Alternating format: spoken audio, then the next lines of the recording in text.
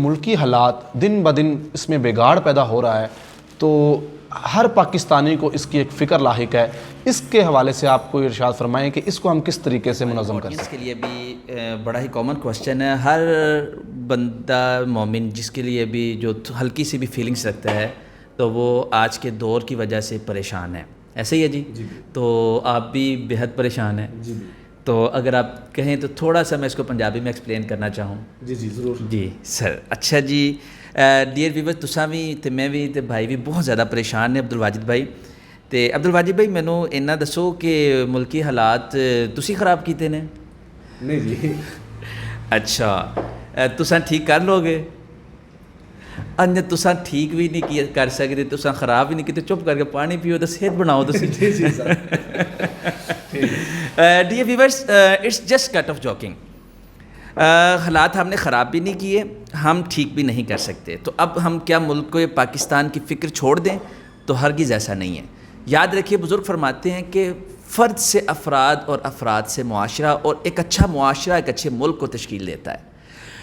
اب فرد سے افراد اور افراد سے معاشرہ کیا کریں؟ اگر آپ اپنی ذات کو بہتر نہیں کر سکتے، آپ اپنی ذات کی برائیاں ختم نہیں کر سکتے، تو آپ کو یہ حق نہیں پہنچتا کہ آپ وطن عزیز کی برائیوں کو ختم کرنے کی بات کریں۔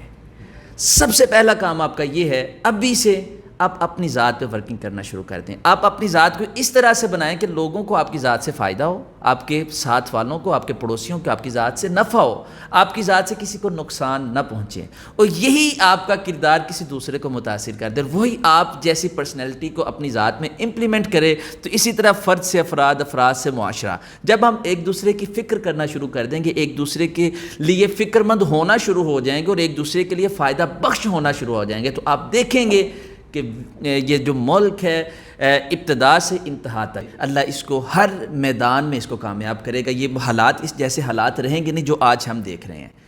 بیسک ریزن یہ ہے کہ بالکل ایک ریڑھی والے سے لے کے پرائم منسٹر تک ہر بندہ جہاں پہ جس کا وہ پنجابی کہتے ہیں دال لگن والی گل ہے، جس کا جہاں پہ وہ دال لگ رہا ہے وہ اپنی ذات کے فائدے کے لیے کسی کے بارے میں سوچتا نہیں ہے، اپنے گھر کو بھرنے کے لیے جھوٹ سچ کی کمائی اپنے بچوں کو کھلا رہا، اور بچے کس طرح سے وطن عزیز کے لیے اپنے دل میں محبت رکھیں گے۔